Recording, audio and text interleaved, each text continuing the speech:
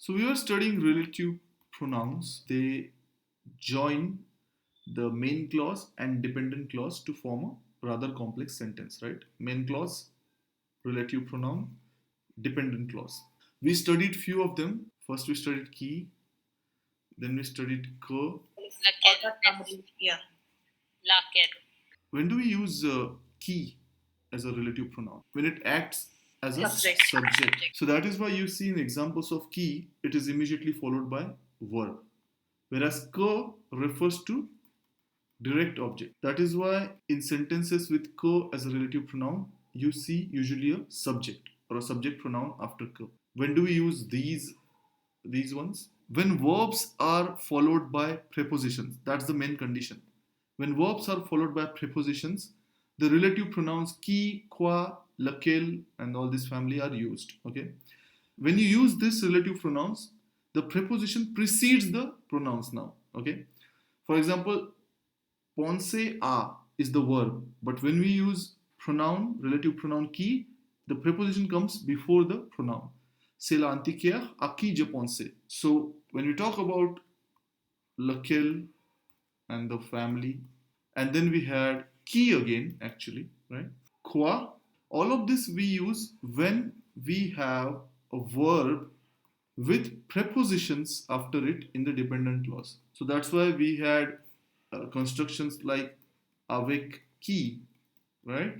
Dans lequel, Also. pour lequel, nice. Pour qui is also possible. So Manpreet, what's the difference between pour qui and pour lequel? It's like thing or person. He is used if it is a person, and laquelle is used when it is referring to a thing.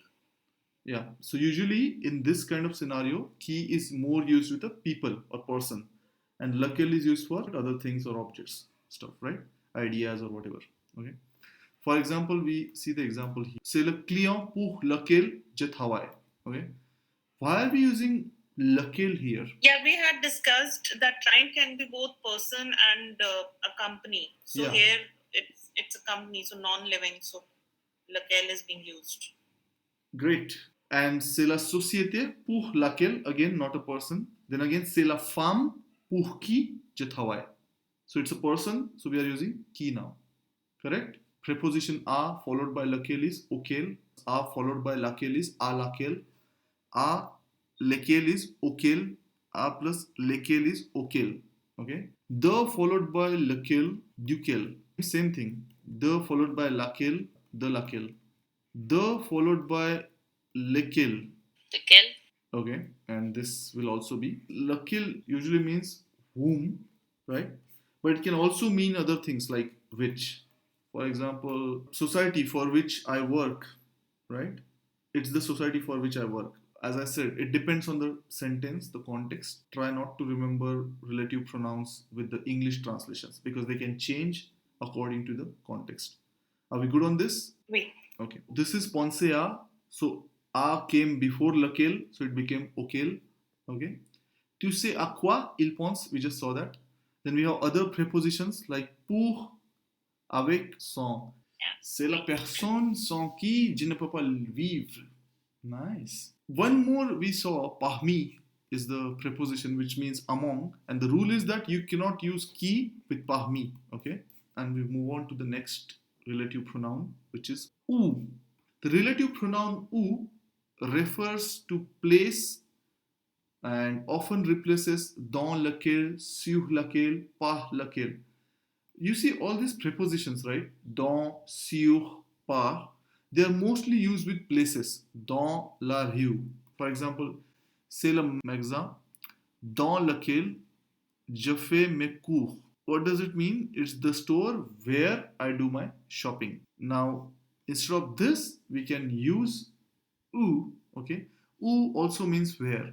C'est le magasin où je fais mes cours. It's the store where I do my shopping. Okay? So first utilization of où is where. It's a relative pronoun which means where because it is indicating or referring to a place.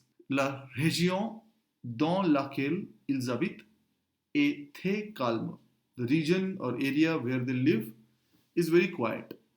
Again, instead of dans laquelle, you can replace it with où, which will refer to a place. So where la région where ils habitent était calme.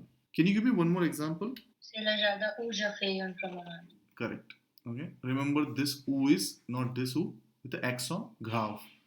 It's the garden where I do the walk. The relative pronoun où, it was earlier referring to place. It is also used when the antecedent expresses time. So earlier we were using it for place, but you can also use it to replace the antecedent which expresses time. For example, tu te souviens de l'année où il est arrivé dans la région. You remember the year when he arrived in the region. It meant where earlier because it was referring to place. Now it means when. Okay, because it is referring to the antecedent which express time. Le jour où il a été élu, the day he was elected, tout le monde était content. Everyone was happy. Or we can say le jour où Donald Trump a été élu, tout le monde était content. Couldn't we also use quand? I was betting that Sunil will ask this question. मतलब मैंने dad को बोल दिया था I will bet my house on this. I mean, it had to be us. It is another matter that I don't have a house, but anyway. So, but yeah, Sunil, predictable man, you're very predictable. Don't ask so many questions now. L'instant où nous sommes partis, il a commencé à pleuvoir. This is interrogative adverb, which doesn't mean a shit to Sunil or a lot of people. And this is relative pronoun. Okay. And the answer actually, unfortunately, lies here. Okay. If you see examples, tu te souviens l'année, le jour où, l'instant où, un siècle où. Both où and quand mean when. They both are translated as when. The difference is, as you can see, when you are using où as a relative pronoun, you will have an antecedent, okay, which expresses time. What do you mean by antecedent? Before your relative pronoun, you will have some word, some noun which is expressing time, a notion of time. L'année here, le jour here, l'instant here, a siècle here. Okay? And if you see examples of quand as a interrogative adverb, il est parti quand le vote est devenu secret. Okay? He left when the vote became secret. Okay? Il est parti le jour où le vote est devenu secret. Okay? Can you see the difference here in two sentences? Yes. What is the difference? The difference is this thing.